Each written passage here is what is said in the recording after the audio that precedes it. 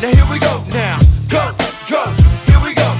You ain't never ever seen nothing like this. Never have you ever seen something like me. Nice. Hi, and welcome to Walking with Wolfinch. Another episode here, and today we're with Jonny Francis, aka Jonny Franchise. That's right. Right, he's a real legend in franchising. But I'll let you say who you are, Well, Jonny. thank you. I'm Jonny Francis. I'm from Minneapolis, Minnesota, and I literally grew up in franchising. My parents started a hair salon franchise back in the 60s, before I was even born. My dad was a barber and was a bit frustrated with his prospects, cutting hair one head at a time. He said, I'll never get rich. So he innovated and created a new concept in the 60s, an upscale men's hairstyling salon, which really didn't exist. One thing led to another. He had 5 barbershops. He had stopped cutting hair and was very successful. His 5 managers said, we want a piece of the action. Someone said, why don't you franchise it? And they're like, what's that, right? Because at the time, there were hotels, gas stations, and restaurants. That was about it. So we franchised those first 5 stores. Those managers became franchisees in the region. Wow. And it worked. So they went out, opened their own barbershops using the same system, the same brands, and they all worked together, and that was the launch. Yeah. That was all before I was born. So I'm the youngest of 5 kids, so by the time I was around, things were already going. The business was already going, and I thought everybody owned 2 or 3 businesses. Yeah. But everybody worked for themselves, except the people that worked for us. And I thought everything was a franchise. That was my world. So again, the business kept going and growing, and my dad was a classical entrepreneur. I don't think he said no to any opportunity. He was smart enough to bring in talented people around him, and they made a lot of mistakes, but they survived and innovated and grew the brand. And so when I was old enough to pay attention in the 70s, I go, okay, this is a nice family business, right? And he had taken it public over what they call the local over-the-counter in Minneapolis, Yeah. the pink sheets they call it. And so he raised $300,000 back in those days. He said it felt like Jesse James. So they used that money to continue to build and expand. So sorry, how many units are they up to at this point? I think maybe 50. Yeah, okay. Right? Still early. Yeah. The business grew again. They made a lot of mistakes, but they survived. Good people, hard work, high integrity. And then so in the 70s, it went national. We had about 200, 250 salons. At that time, that was a national brand. Yeah. In the 80s, we developed a brand called Cost Cutters, which is low price, quick service, a la carte pricing. In the late 80s, we developed a higher end brand called City Looks, Right. which was more of a salon spa concept. Yeah. And we franchised those. In the 90s, I got to do some international work. We did some acquisitions. We bought regional brands and would convert them and franchise them off. And so you had all of these brands that you were just sort of adding to the portfolio? Yeah, it just kept doing it. And so by the 90s, you're up to how many units? Well, my father passed in 94. Yeah. And he had cancer. And he fought it like a champ, but he knew it was coming. So my mother and father, and they had a board of directors. They beefed up their board of directors. Yeah. They put some real talent on their board, which is where I think I learned the appreciation of a solid board. Yeah. They brought in and upgraded the management team. We had a lot of good executives, a lot of experienced people now. At that level, it was going. When my father passed, my mom stepped up as chairman. Yeah. And she doubled the size of the company in the next 5 years. So how many was it when your father passed? She went from 500 to 1,000. Wow. 1,000 units. Wow. So I had an older brother. In how many years did she do that? 5. Oh my Yeah, goodness. it was the 90s were great. Right? It was great. Sounds like it. Some of that was acquisitions. Yeah. Our biggest acquisition was 150 salons. Right. I got to do that. It was my project. And that was a franchise business? A as well? franchise salon. We bought the whole thing. It took me 2 years to integrate it. Yeah. But it worked out well. Phenomenal. And we did some international work. We had a master franchise in France, other parts of Europe. Yeah. I actually built salons in Russia Whoa. back in the 90s when it was total chaos. but it was entrepreneurial. Yeah. That was my dad, Yeah. right? He wanted to go there. He's like, we're going there. Come with me. Let's do this. And you never said no. Yeah, right? yeah. So I had an older brother who was a franchisee, and he died in '97 Oh gosh, in a car accident. Of course, unexpected. very sorry to hear that. Yeah, thank you. And so we were just coming out of the transition after my dad passed and my brother passed. So my mom kind of disappeared for a little while. Yeah. She came back about a year later and said, I want to retire. I've had it. Let me out. So the board and the team doing their work set up what we were going to do called a secondary offering. We're going to sell half of her shares and raise some more new money. I had lined up more acquisitions because they were available. We wound up selling the whole company. The offers came in real heavy and hot. We had a strategic buyer, what I call a three-dimensional buyer. Yeah. They wanted us three ways. Right. We got an 18 times multiple. Oh, nice. So the board says to me, get out of the way, kid. We're selling the company. We're off. Right. I'm like, wait a minute. What about me? What about my career? You know, my career was... You'll be all right. It's 18 Yeah, times. Right? you'll be all right, exactly. So that happened in 1999. We sold 1,000 stores to a bigger consolidator of hair salons. Right. We became their franchise division. Yeah. And it worked out. It worked out. I went with the deal for 9 months, Okay. made the transition and integration because I'd done it on the other side, being a buyer. Yeah. So now I was the seller. And the buyer was very capable, very large, and it was a good outcome. So I did that for 9 months. And then decided I didn't own it anymore. Yeah. So I really wasn't motivated anymore. Yeah. So I left. And I said that was my first retirement. Yeah. Right? I was 32. Nice. Hard life, right? Well, so I had a 3-year severance agreement, which seems like a lot, but I offered a lot, right? Yeah. I brought a lot of value. Yeah. And had to stay out of the salon business. So I went on, long story short, I went on to do 5 more brands as a franchisor or a franchisee or a developer, sometimes all of the above. And what I got really good at was fixing broken brands. Yeah. Something went wrong. They grew too fast, or they grew too slow, or people weren't happy, or something needed help. And so I would come along, and what I realized is what I grew up with was really unusual. Yeah. The quality, the performance, the culture that we had was really rare. Yeah. I grew up with it, so I took it for granted. Thought everybody did it like that. Yeah. And I realized not many people do it like that. So I would come into a brand and do my part and help them straighten it out, get it ready, scale it up, and then sell it again. Yeah. So I did that 5 times. And the last operating company I sold in 2013. And so since then, I've been serving as a board member, an advisor, a coach, mentor. Now I want to help other people with their business. Yeah. I really don't want to operate anything. I just like to help other people get it right. The power of franchising is fantastic. When everybody does what they're supposed to do, It's just phenomenal, right? franchisor, franchisee, supplier companies, everybody wins. Yeah. And I've never seen anything more powerful. Yeah. So I just love being part of it. And I'm grateful to be able to have the ability and opportunity to help other folks. Oh, just amazing. So Johnny, the way you and I met was I heard you speak at the Emerging Franchisor Conference in Nashville.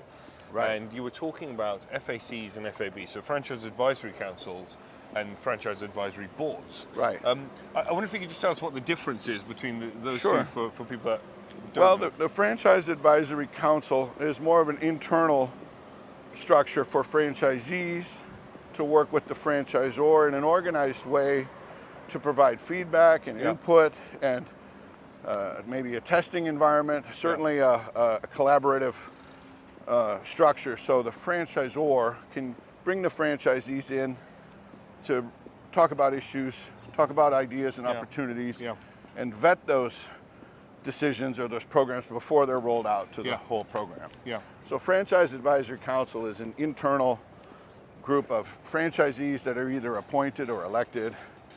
And there's structure involved. Obviously, you have to organize it, but I find it what I would call a secret weapon Yeah. of franchising, because you can really take that collaborative energy, and if you organize it properly and use it appropriately, it becomes a secret weapon of success Yeah. within the brand. Yeah.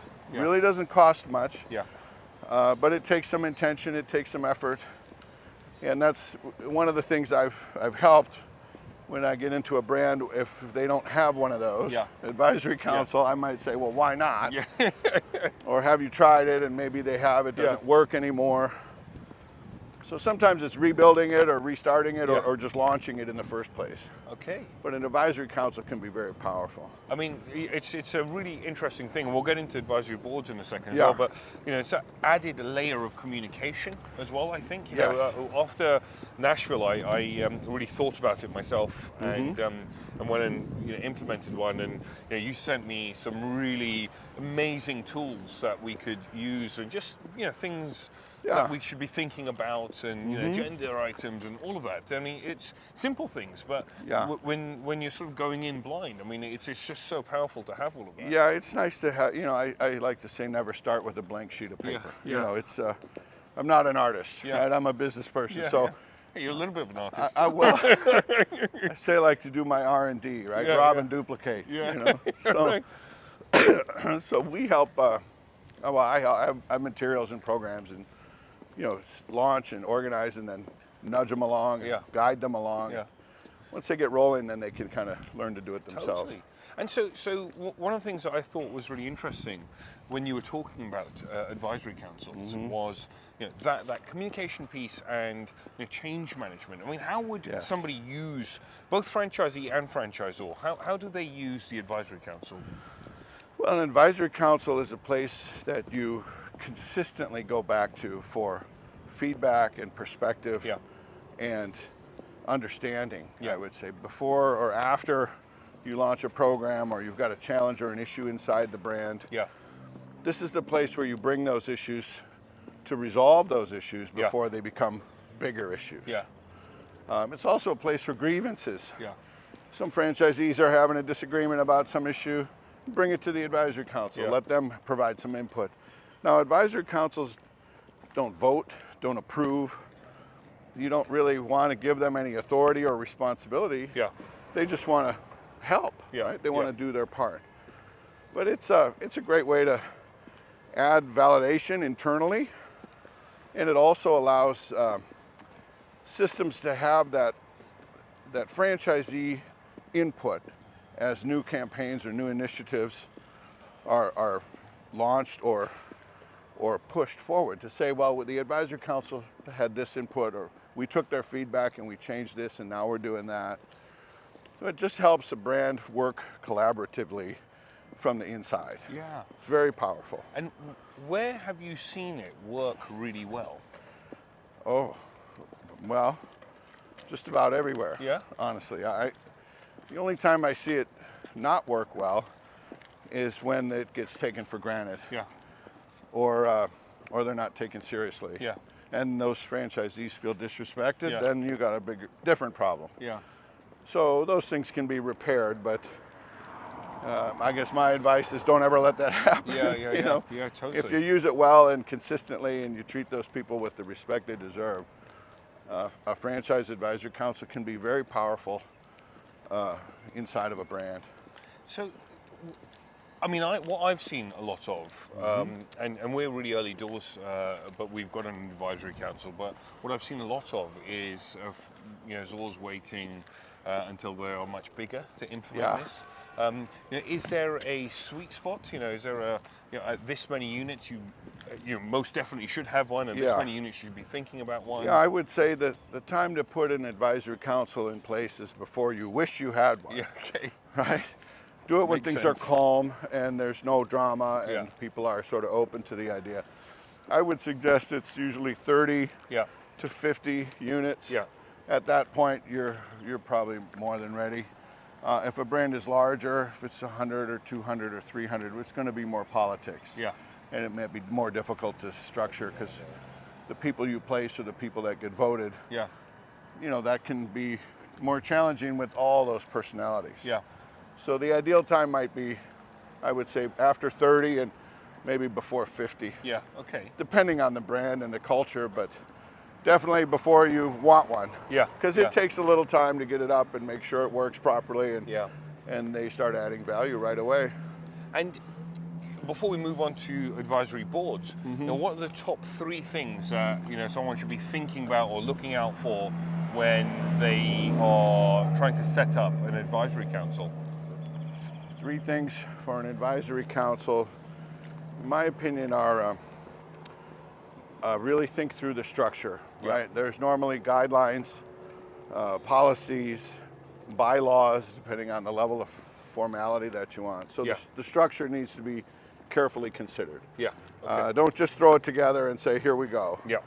Put some thought into that structure before you launch. Okay. That'd be number 1. Number 2, the selection of the initial members. Yeah.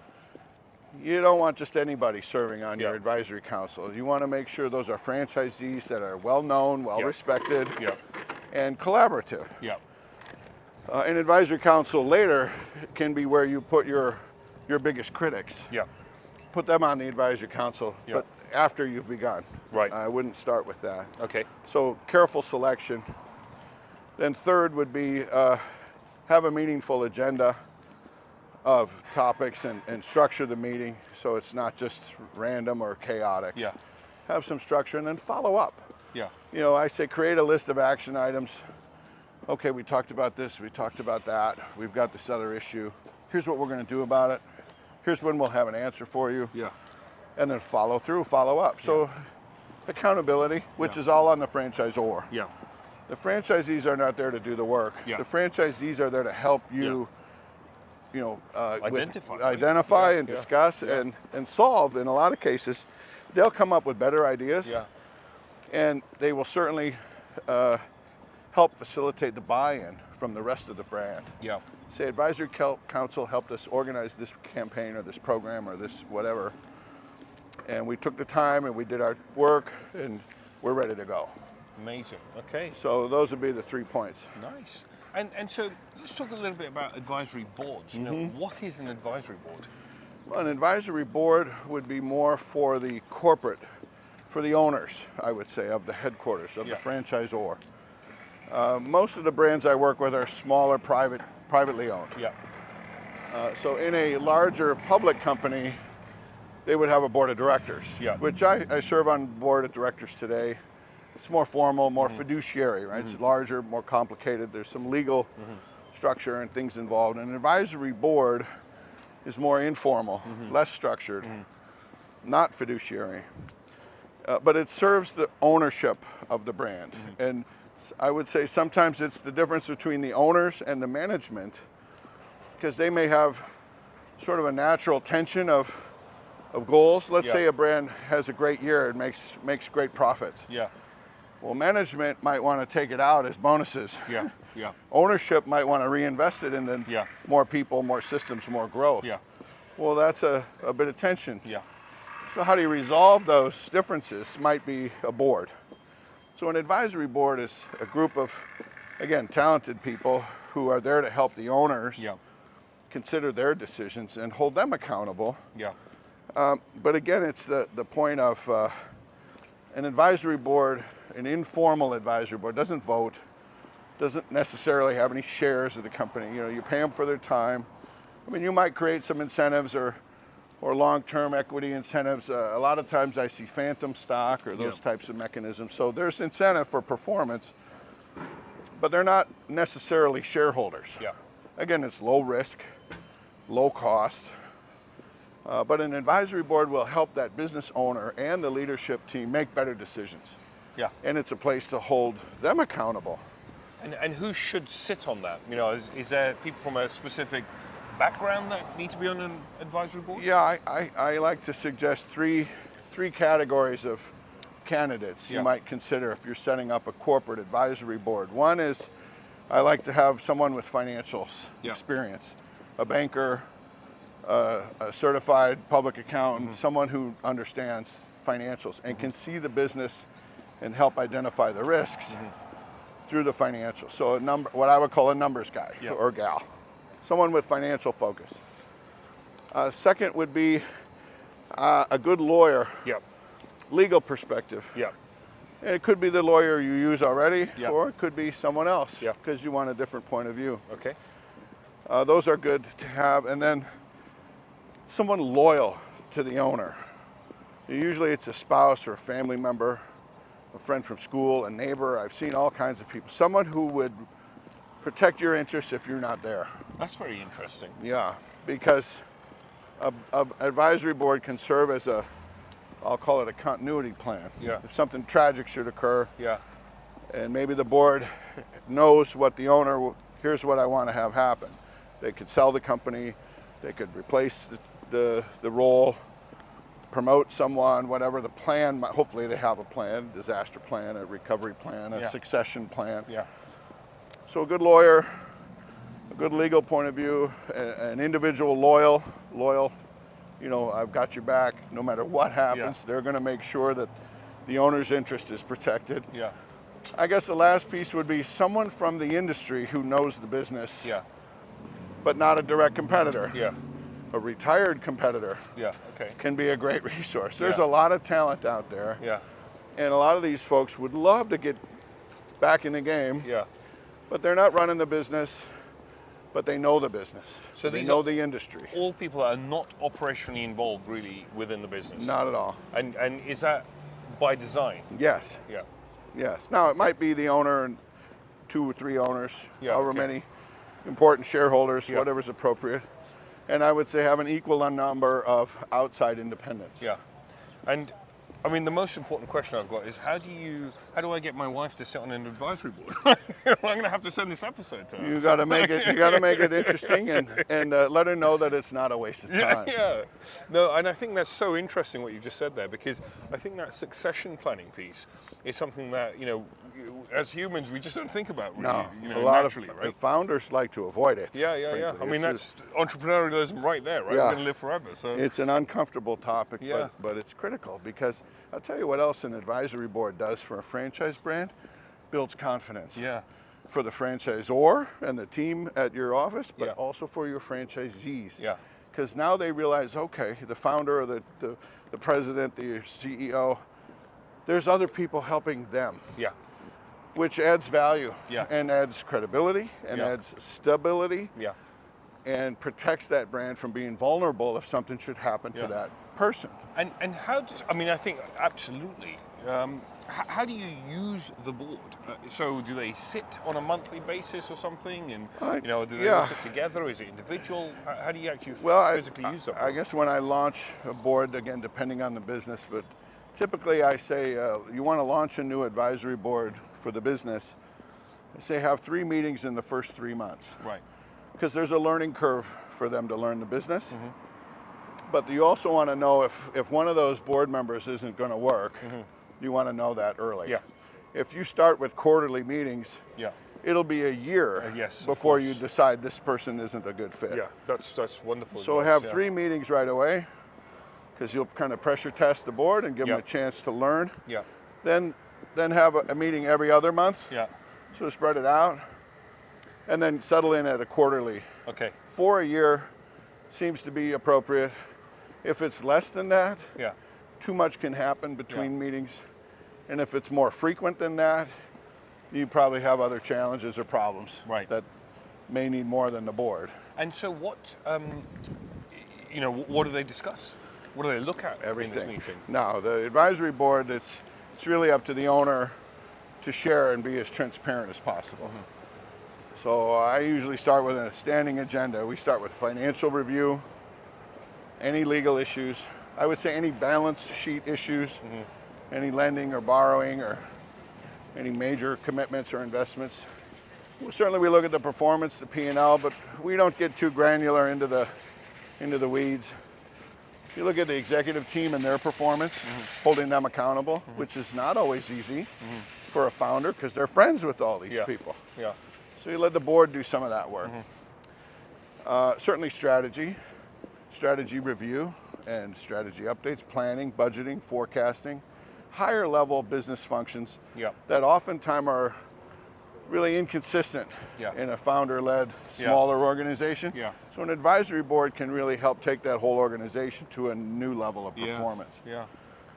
It's a lot of fun. No, well, it sounds like it. Yeah. Honestly, it's And so, at what stage would you implement a board? So you've got FACs, advisory councils. That's internal. 30 to 50. Yeah. And FABs. I mean, at what stage would you put one in? Well, I would say when the owner realizes he doesn't know it all, Yeah. and when the owner realizes other people can help me, Yeah. but I don't want to sell any equity. Yeah. Yeah. So an advisory board gives you that input, that expertise, Yeah. that accountability, Yeah. without really changing your ownership table or your cap table. Yeah. Yeah. So when that happens, it's not always a certain size or volume of revenue or profits. It's more of a choice for the owner when they're ready to grow beyond themselves. Yeah. But they really don't need to. You don't need to hire a consultant. Yeah. You don't need to sell equity to an investor. Yeah. You can put an advisory board together and get real effective input and feedback consistently over time. It's actually a better use of their time. Yeah. If you have a network of advisors, maybe you're making 5 calls to 5 people. Yeah. Put all 5 on your board and have Yeah. one conversation. Yeah. Yeah. Because they'll collaborate and work off each other as well. Which is great. And then, so you walk away from these meetings with actionable items as a founder? Same kind of thing as a council. The board would have discussed these issues, and here's what we're going to do about it. Here's who's going to be responsible for it. You know, I like to get updates between meetings. If I have to ask what's happening, Yeah. you know, that's not. You should keep me updated, keep me Yeah. informed. As a board member? As a board member, you want all that information in advance of the meeting. Send me the materials. I'll review it. Yeah. So that when we get to the meeting, we already know what's happening. Yeah. And we know these are the top issues. We're going to dive into those issues. Yeah. Yeah. We Great. want to be effective with the time in person. Yeah. If the board meeting is just updates, that's not. I can get that update early Yeah. before the meeting. Yeah. Now It's a here's waste of another time, yeah. another component is taking your executive team, let them make the updates to the board. Right. So they sent the operations team or the marketing Nice. team or the finance team or Yeah. the franchise development or whatever the business is. Let that person make their update to the board. Yeah. And I say it's kind of a pressure test. Yeah. Because you can see how that executive is going to Yeah. perform. Yeah. And it's a way, you might have a meeting before the meeting where you say, oh, my marketing guy, I'm not so sure, you know, I'm worried about this or that. Yeah. So let the board ask the tough questions. Yeah. Yeah. The CEO's in the room, Yeah.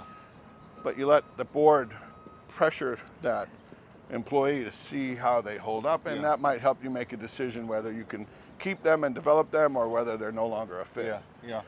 That's very interesting. Yeah. And so, why would you not just put a board of directors in? At what point would you use the FAB as opposed to a board of directors? Yeah. Is it a cost thing? Yeah, or- usually it's cost and complexity. A board of directors, fiduciary, so there's legal requirements, there's documentation.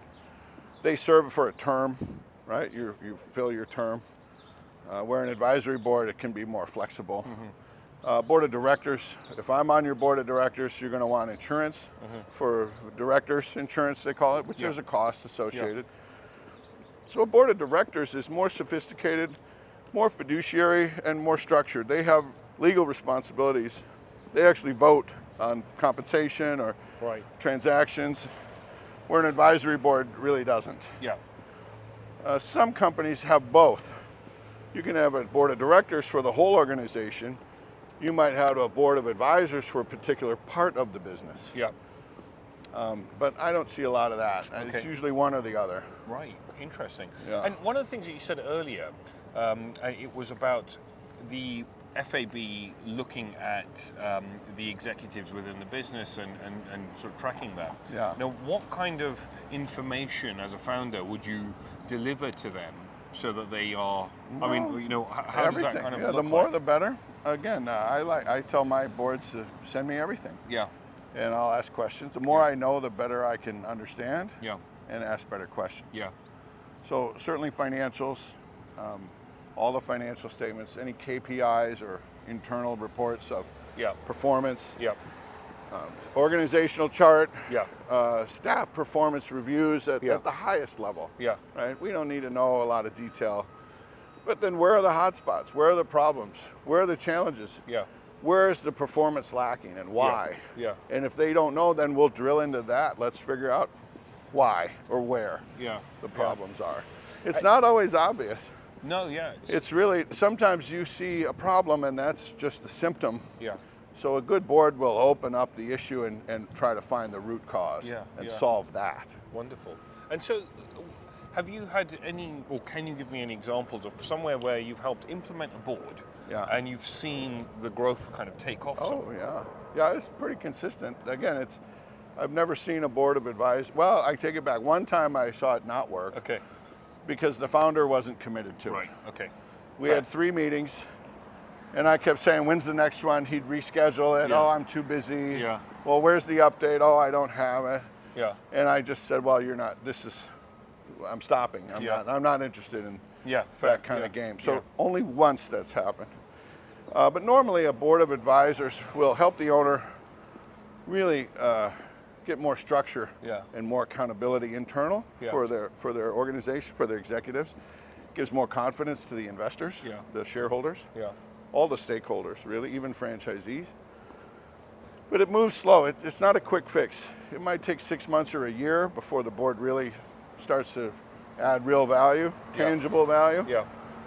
Certainly acquisitions or equity transactions, you want to have a board before you do those things. Yeah, yeah. Because private equity is going to install a board. Yeah.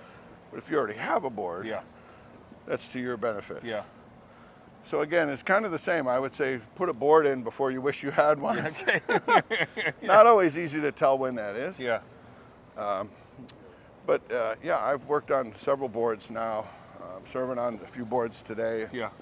And it's really fun. I say that a good board can turn a founder into a CEO.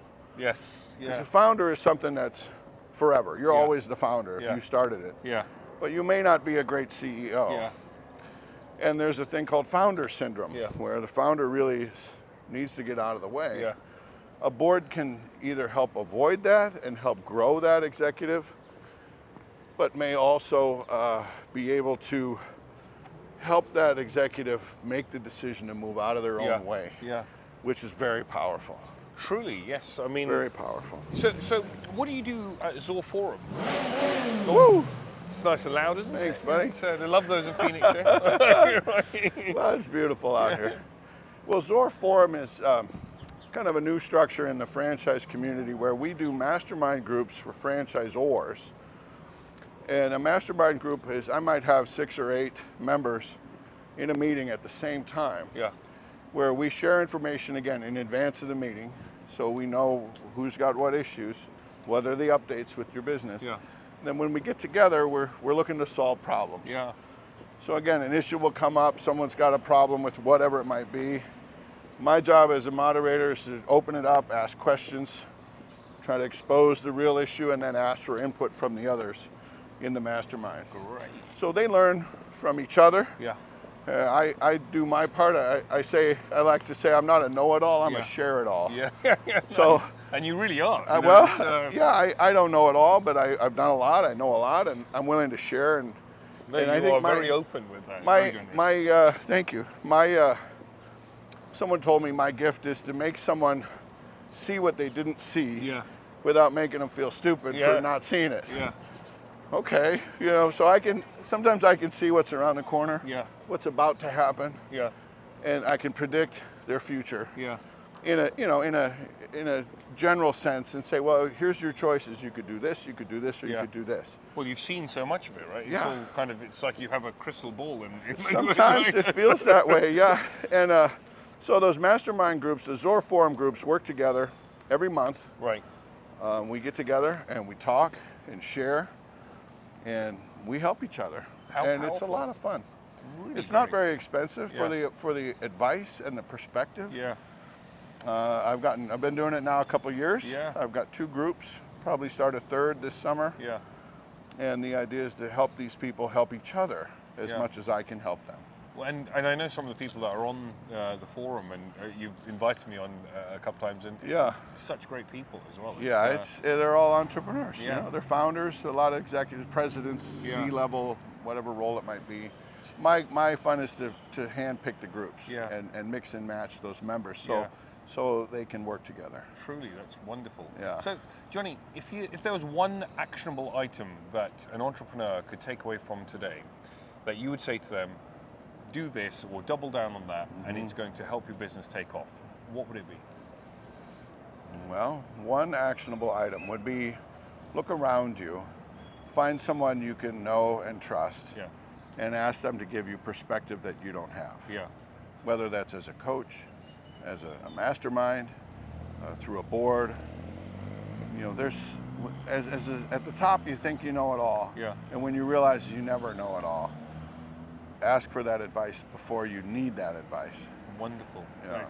That is pretty great. Thank you so much. Thank you, Omri. I didn't say earlier, but I was walking past the Hall of Fame and saw your parents. My parents are in the IFA Hall of Fame. Yeah, it's quite an honor. It really is. I mean, yeah. Well, next year we'll have to do one of these right next to Yeah. it. So that'd be great. That's great. Thank you so much. Thank you, man. Right. Thank you. So, how does somebody get in touch with you if they want to Well, learn more? my nickname is Jonny Franchise.